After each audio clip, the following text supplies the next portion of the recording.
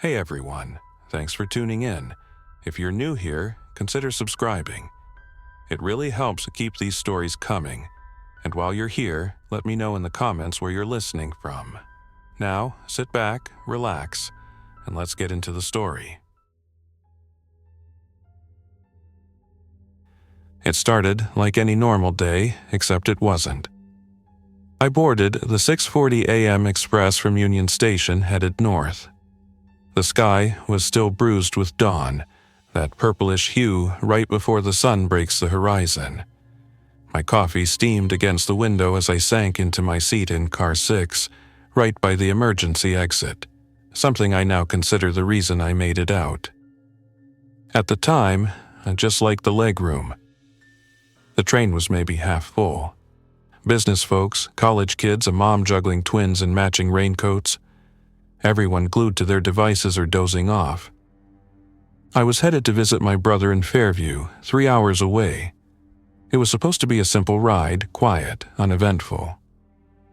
Around 7:15, the train made an unscheduled stop at a small station I didn't recognize.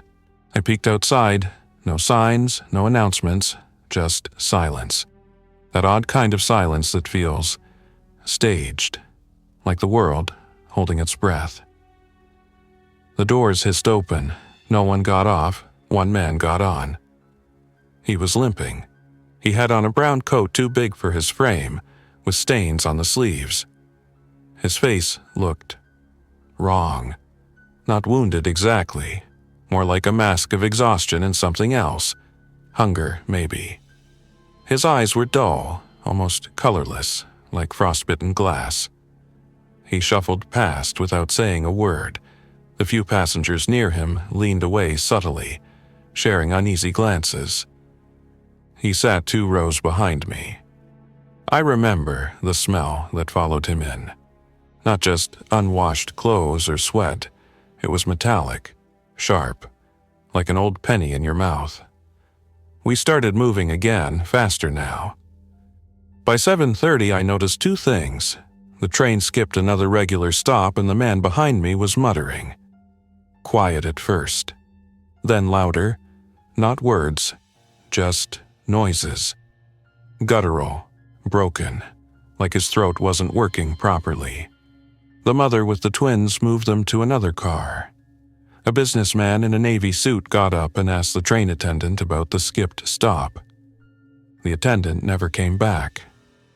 I tried not to stare, I really did, but that muttering had turned into low, hacking coughs. People were starting to murmur. You could feel the tension rising, seat by seat, like static on wool. That's when the man stood up again. He stumbled into the aisle, arms twitching slightly. He started moving forward, slowly at first, then with this awful sudden jolt like something cracked in his back. "Sir, are you okay?" a young woman asked. She had pink headphones and a lot more courage than sense. He didn't answer. He just reached for her. Fast, too fast. The scream that followed still echoes in my ears. It wasn't just pain, it was shock, disbelief, raw fear. I saw him pull her down between the seats. Her phone skidded across the aisle. I don't know what he did to her. I didn't wait to find out. I pressed the emergency button. No response.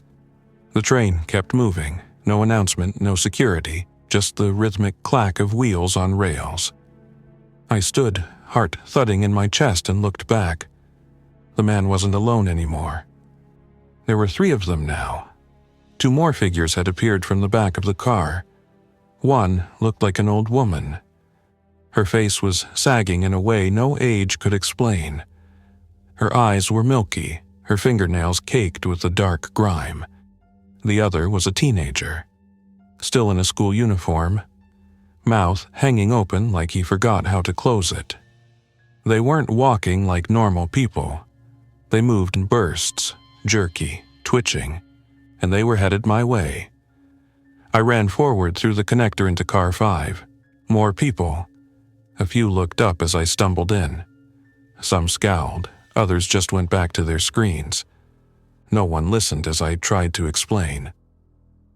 "There's something wrong with the people back there. They're attacking folks." A conductor appeared, frowning. I thought, finally, someone who can help. He pulled out a walkie-talkie and said something I couldn't hear over the train noise. Before he could finish, the pink headphone girl burst through the door behind me. Or what was left of her. Her eyes were glazed, her arms twisted at unnatural angles. Her clothes were torn. She shrieked, a raw, feral noise that sent everyone scattering. She lunged at the conductor. Chaos exploded. People screamed, tripped over bags, leaped over seats. The conductor grappled with her, trying to subdue her.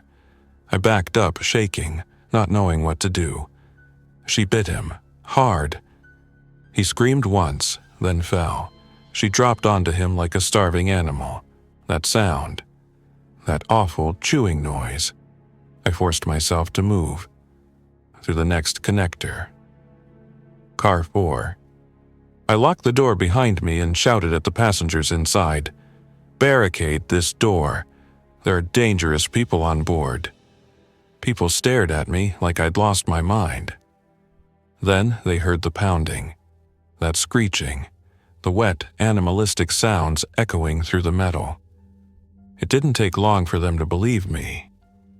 A man in overalls shoved a drink cart in front of the door. Others piled bags and cushions, forming a makeshift blockade. Someone cried out that there were children in this car. A woman was already clutching her son, her face frozen in shock. That was when the train stopped again. Dead halt. No station, no tracks visible through the trees outside. Just a thud, the brakes locking, the whole vehicle shaking, like something massive just fell onto the tracks. The lights flickered. And from somewhere up front, I swear I heard a scream. Not behind us this time, in front. We were sandwiched and trapped. We were stuck. That's all I could think. Stuck between two growing nightmares. Behind us, whatever was wrong with those passengers was spreading fast. Ahead of us, I didn't know yet, but that scream had come from the engine car. We waited, holding our breath, as the flickering lights buzzed overhead. I could feel everyone's tension. It clung to us like humidity in a sealed box. One of the passengers, a teenager in a varsity jacket, pulled out his phone and tried to call for help. Nothing. No signal.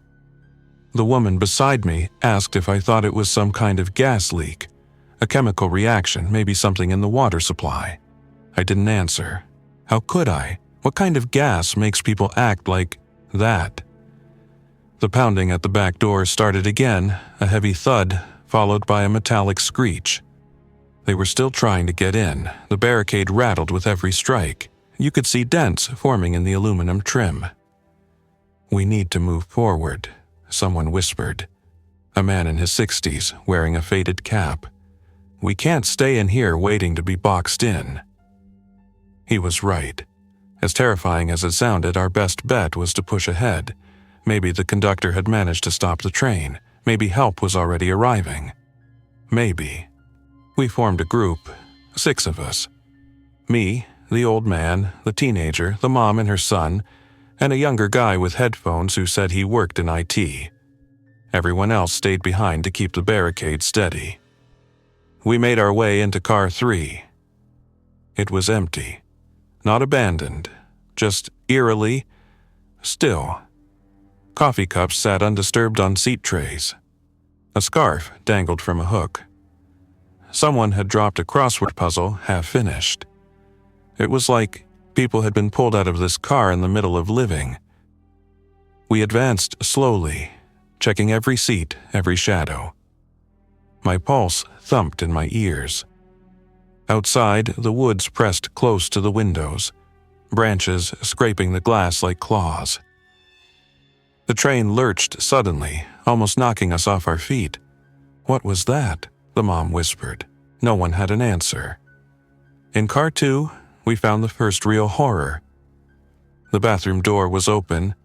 Inside, the mirror was shattered. Blood smeared the sink and walls in random hand-shaped patterns. One shoe sat perfectly centered in the middle of the floor. No body, just silence. The young guy from IT backed away and whispered something under his breath. His face had gone pale. Then we heard a voice, faint, overhead. "Help, please, anyone." We froze. The intercom crackled again. A weak signal, barely audible. "Car 1, need help. They're inside." The old man moved first. "Come on." We crossed into the front car, car 1. The lead passenger car before the engine. It looked like a war zone. Seats were overturned. Luggage spilled everywhere. One man lay motionless across the aisle, his head twisted at an unnatural angle. Another body, maybe a train staff member, had his arm pinned in the door to the engine, like he'd tried to force his way in and never made it. Then we saw her. The woman from the intercom. She was hiding beneath the seat near the front, her uniform torn. A name badge on her shirt read Elisa. She was crying, gripping a fire extinguisher with trembling hands. "They came through the back," she whispered as we huddled around her. People started changing. It was like they were sick, but worse. 1 minute fine, the next they were scratching and biting. She pointed toward the engine door. "The engineer locked himself in, but I think he's hurt. He was shouting something over the comm, then it went silent." The mom asked the question we were all thinking. "Can we stop the train from here?" Elisa shook her head. "Only from the engine, and he's not answering anymore." I stepped over the fallen staff member and knocked on the engine door. No response. Then I heard something on the other side. A scratching. Faint at first, then urgent. I backed away. "He's gone," the old man said grimly. "Or whatever's left of him isn't opening that door." We had a decision to make: stay here and risk whatever was now inside that sealed engine, or go back and try to break through the window exits and jump off the train entirely. Neither option sounded good, but then we heard another noise. From the roof, something was walking above us. The sound of boots? No. Too light, too quick, like fingers tapping, or claws. A shadow passed by the skylight, fast, too fast. Elisa gasped. "They're outside." "How?" the teen whispered. Then came the scream, from back in car 4. They'd broken through the barricade. We ran. Back through the cars, one by one. The mom scooped up her kid and the IT guy grabbed a metal bar from under a seat. The train rocked again, throwing us side to side. It felt like it was gaining speed. We reached car 4 in time to see the barricade destroyed. Luggage spilled everywhere. 2 people lay motionless near the exit. The rest were gone. No, not gone. One of them turned toward us, eyes glassy. It was the woman who'd asked me earlier if it was gas. Now she looked hollow, twisted. Her hands clawed at the air like she didn't remember how to use them. Her mouth opened wider than it should have. And she ran at us. I didn't think, I swung. The fire extinguisher in my hands connected with a crunch. She dropped, but the noise had drawn the others. They poured in from car 5 like a tidal wave of twisted limbs and blank stares. We ran again, into car 3. We had no plan, no safe place, just a growing group of them behind us.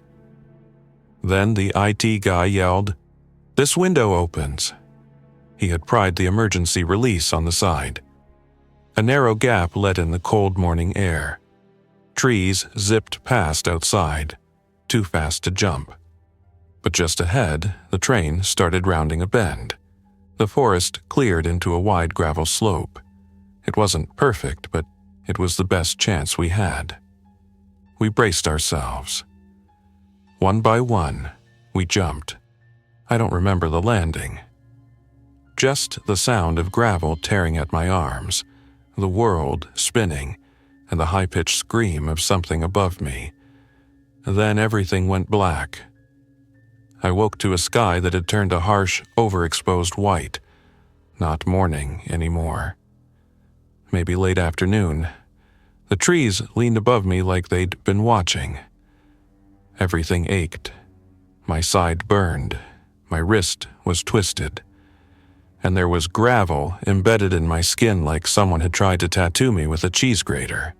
But I was alive. Somehow. I sat up slowly and scanned the surroundings. The train tracks were 20 feet behind me, snaking through a narrow mountain pass. The train was gone, just gone. No distant roar, no screeching metal, no smoke trail, like it had vanished into the woods. I wasn't alone. The IT guy, his name was Colin, I finally remembered, was limping nearby holding his side. The old man, Greg, was sitting on a rock, breathing heavy but steady. The mom, Janine, was a few yards away cradling her son, who had a cut across his forehead but seemed alert. We were missing one. Elisa. She jumped late, Greg said, not looking at me. Last I saw, she got dragged back in. Silence followed, a heavy, grieving kind of silence. We need to move, Colin said. If the train's gone, we don't know where it stopped, but if there's a signal up the hill, we might be able to call for help. Assuming there's help left to call, Greg muttered. We began to walk. The slope was brutal. Rocks slid under our shoes. Branches clawed at us. We followed what looked like a deer trail winding higher through the trees. Every noise made me flinch. Birds weren't chirping. No squirrels, no breeze. Just a kind of wrong silence. As we crested the ridge, we saw it, the train. It had derailed. At least 2 of the cars were off the tracks. The metal twisted like ribbon. Smoke curled from the front engine. It had slammed into something, a barrier maybe, or a rock slide, and crumpled in on itself. And there were things crawling out of the windows. Figures. Dozens. We dropped low, hiding behind the tall brush. I pulled out my phone, 1 bar, weak, but there. I dialed emergency services, it rang. Then silence. Not even a busy tone, just dead air. Colin tried next, same result. No one was coming. Down below, the creatures began to spread out, shambling through the wreckage like bugs disturbed from a nest. Some limped, others dragged their limbs behind them. A few moved in terrifying bursts. 1 second hunched, the next lunging. One of them stopped and sniffed the air. "Do you think they can smell us?" Janine whispered. Greg reached into his backpack and pulled out a small revolver. "Wait, you had that this whole time?" I asked. He didn't answer, just checked the chamber. 5 bullets. "We need to head west," he said.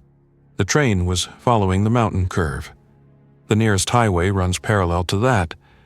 We might be able to reach it by nightfall. We stayed low and moved. It was the longest hike of my life. Every step felt like it might be the last. We heard distant shrieks now and then, too close for comfort. Once, we had to duck into a ditch while a group of them stumbled by, moaning softly like they were half dreaming. As we moved, we passed the rear cars of the train. The last car had burst open on impact. Its interior was in shambles. Seats tossed, bags scattered, and blood smears along the wall. That's when we heard a weak voice. "Hello?" We froze. It was coming from inside the car. We edged closer and peered through a crack in the door. It was Elisa. She was alive, barely. Her leg was pinned beneath a collapsed seat frame. Her face was pale, streaked with grime, but she was conscious. "I thought you didn't make it," I said. She gave a half smile. "Guess I'm stubborn." We worked quickly. Greg and Colin lifted the frame and I pulled her out. She winced in pain but didn't scream. "She can't walk," Janine said. "We'll have to carry her." Greg looked grim. Then we carry her. We found a broken panel that worked as a stretcher, tied it together with belts and a seatbelt strap. Elisa clung to my hand the whole time. We moved again, and then the whistling started. It came from the trees. A single eerie whistle, not cheerful, not human. One long, rising note. We all stopped cold. Then it came again, closer. Whatever was out there, it wasn't just wandering anymore. It was searching. And it had found something. We ran, through the underbrush, past toppled trees and rocks. We didn't talk, didn't think, just moved. The whistle kept following us, sometimes ahead of us, sometimes behind. It was leading something, or calling to it. We broke through the last line of trees and found a road. Cracked, overgrown, but real, civilization. Janine waved her arms frantically as a truck approached from a distance, its headlights flickering like a beacon. The whistle rose one last time, sharp and piercing, and from the forest they emerged. Dozens of them. The truck screeched to a halt as we ran into the middle of the road. A man stepped out holding a flare. "Get in." We didn't argue. We piled into the back as the things closed in. Elisa screamed as one grabbed her foot, but Greg fired, one shot, then two. The creatures flinched but kept coming. The man gunned the engine, tires spinning, and the truck peeled away from the swarm. We watched them shrink into the trees, still chasing, still hunting. We didn't speak for a long time. When we finally stopped, miles down the road, we learned the truth. It wasn't just our train. It had started in the city and spread like wildfire, one station after another. Airports shut down, roadblocks overwhelmed. The news called it an event. Officials used phrases like behavioral contagion and neurological malfunction. But we knew what it really was. Something had broken the world open, and it had crawled through. That was 12 hours ago. Only 12. And I'm still alive. But I don't think that means I'm safe. Not anymore. Thanks for listening. If you enjoyed this story, don't forget to like and subscribe. Your support keeps these creepypastas coming.